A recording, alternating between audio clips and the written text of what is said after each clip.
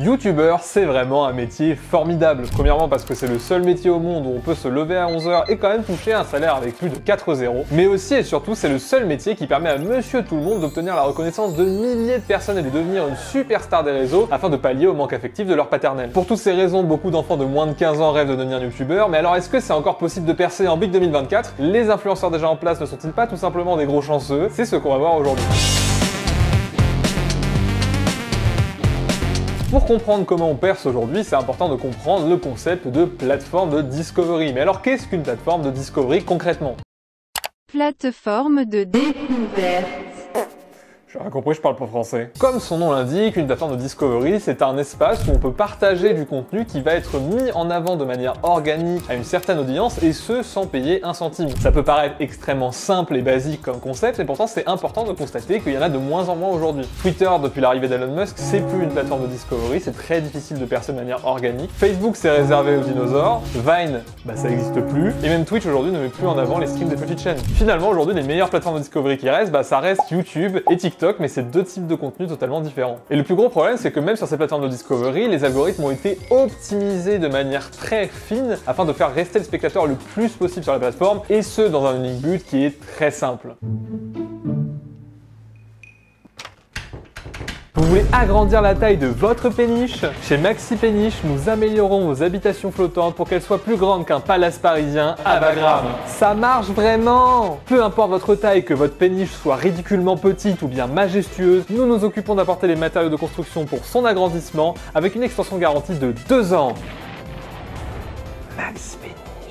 Percer sur internet, c'est donc premièrement une question de timing. Certaines périodes sont plus propices que d'autres pour percer. On l'a vu avec la période Covid qui a boosté bon nombre d'influenceurs sur Twitch et sur YouTube, mais ça concerne pas que la création de contenu vidéo. Par exemple, au début des années 2010, c'était bien plus simple pour un artiste de percer sur des plateformes comme Twitter ou DeviantArt. Alors certains détracteurs vous diront que c'est impossible de prédire les bons timings et que du coup ça relève uniquement de la chance. Mais bien évidemment, ça c'est totalement faux, puisque j'ai moi-même lancé cette chaîne YouTube en prévision d'un conflit mondialisé qui devrait arriver dans les années à venir et qui va plonger le monde occidental dans une période très sombre où le seul refuge à une vie morose dont l'avenir semble inévitablement gâché sera la surconsommation de contenu vidéo, vous expliquant pourquoi tout était mieux avant. Ouais, c'est vrai que j'anticipais tout ça, ouais. Cela étant dit, si vous souhaitez sérieusement partager vos créations sur internet, la meilleure période pour se lancer, c'est tout de suite. Et je dis pas ça pour faire le démago. Plus vous commencerez à créer tôt, plus vous vous améliorerez tôt, ce qui est très important, puisque vos premières créations seront souvent les moins bonnes et les plus cringe. Y a qu'à voir les vidéos que j'ai sorties l'année dernière. Vous l'aurez donc compris, c'est pas déconnant de considérer que les influenceurs actuels ont quand même joui d'une très grosse chance pour arriver là où ils en sont aujourd'hui. Mais est-ce que c'est vraiment que de la chance? Est-ce qu'il n'y a pas autre chose derrière? Alors non, rassurez-vous, je vais pas faire l'américain en vous disant un truc du genre. Écoutez les gars, moi je peux vous assurer que le succès est toujours mérité et que tous vos efforts, ils finiront forcément par payer. Par exemple, moi j'ai hérité de la société de mon père, et j'ai battu tous les autres spermatozoïdes à la course. Mentalité de winner mon pote, ça se passe là-dedans. Mais il y a quand même une petite nuance à avoir, et je trouve que tout attribué à la chance, c'est un petit peu malhonnête. Par exemple, oui, il est possible que dans la vraie vie, tu n'obtiennes jamais le job de tes rêves. Mais si t'envoies aucun CV pour l'avoir, à défaut d'augmenter tes chances d'obtenir ce job de rêve, t'augmentes juste tes chances de finir chez France Travail. Mais alors, on a le droit de se poser la question suivante, qu'est-ce qui fait qu'une personne percera plus qu'une autre à effort égal? Est-ce qu'il y a une part qu'on peut contrôler au-delà de la chance? Quand on publie du contenu sur YouTube, on nous donne accès à une chier de chiffres qui permet de mieux comprendre le contenu qu'on produit. Voici donc 2 statistiques auxquelles tous les youtubeurs ont accès, qui permet de mieux comprendre pourquoi une chaîne YouTube peut être flopesque et pourquoi une autre peut ne pas l'être.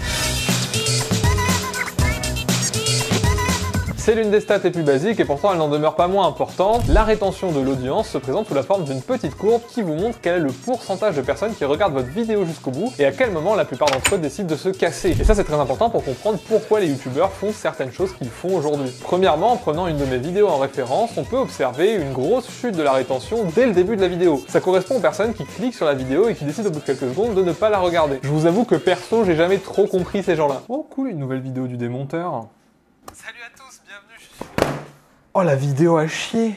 Oh, je suis mort, putain. Il y a un dernier truc intéressant sur cette course, c'est la fin de la vidéo où on peut voir une espèce de grosse chute de la rétention. Cette chute, en fait, elle correspond tout simplement à l'outro de la vidéo, donc c'est le moment où on demande de s'abonner, où on propose un contenu similaire, etc. Et donc, vous l'aurez peut-être compris, mais c'est pour ça que les énormes youtubeurs comme MrBeast, ils ont tendance à couper leurs vidéos de manière très brutale à la fin. Parce que comme le spectateur n'a pas le temps de se rendre compte que la vidéo est finie, et il n'a pas le temps de l'arrêter avant sa fin, ce qui fait que ça augmente très sensiblement la rétention de votre vidéo au global. Je trouve ça d'ailleurs assez ironique que les outros aient un impact négatif négatif sur la rétention qui est une stat importante pour la réussite d'une vidéo, alors que YouTube met plein d'outils à disposition pour faire justement ses outros. Hey YouTube mon vieux, j'ai une question pour toi. Mais qu'est-ce qu'il y a? Je viens de finir une super vidéo qui je pense a un très gros potentiel. Je me demandais si ça te dérangeait si je mettais une outro à la fin? Oh bah non, t'inquiète pas, ça me fait super plaisir. Tiens d'ailleurs, on a même des outils pour t'aider si tu veux. Super, bah écoute, merci à toi. Ciao. Y a pas de quoi, ça me fait plaisir.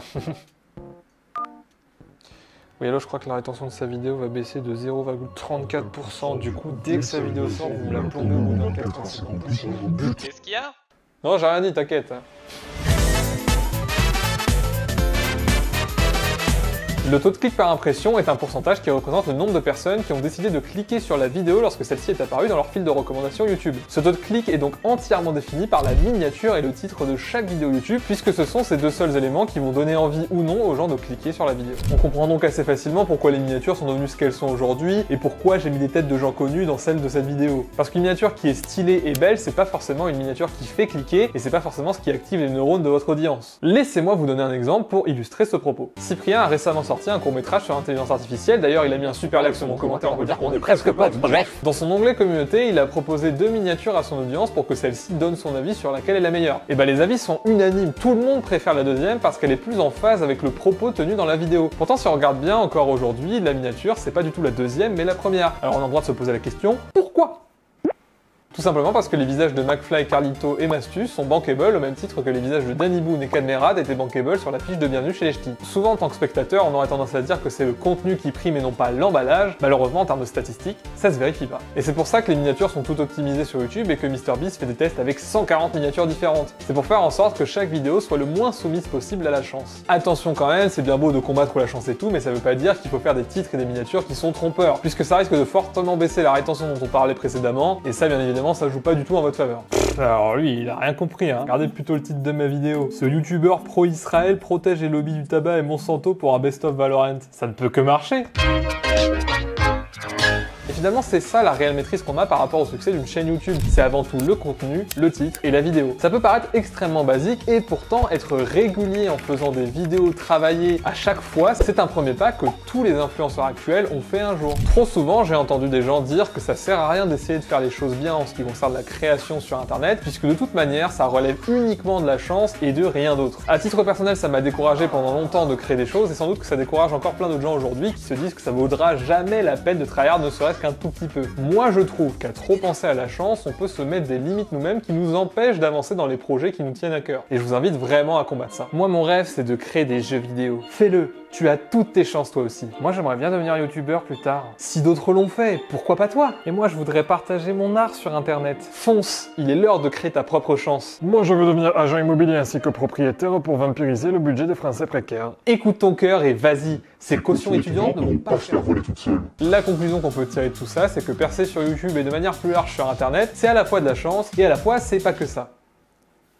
Qui a écrit cette conclusion? L'idée principale que je voulais faire passer avec cette vidéo, c'était que la chance ne devait pas être un frein à la créativité et qu'on a toujours une forme de contrôle sur le contenu que l'on crée. Je l'ai montré avec YouTube, mais c'est valable peu importe ce que vous faites. Faire ce qui nous passionne et le faire bien, ça n'est pas ridicule, même sans résultat, et si une personne de votre entourage trouve que ça l'est, eh ben il faut la battre. Il n'y a pas d'autre choix.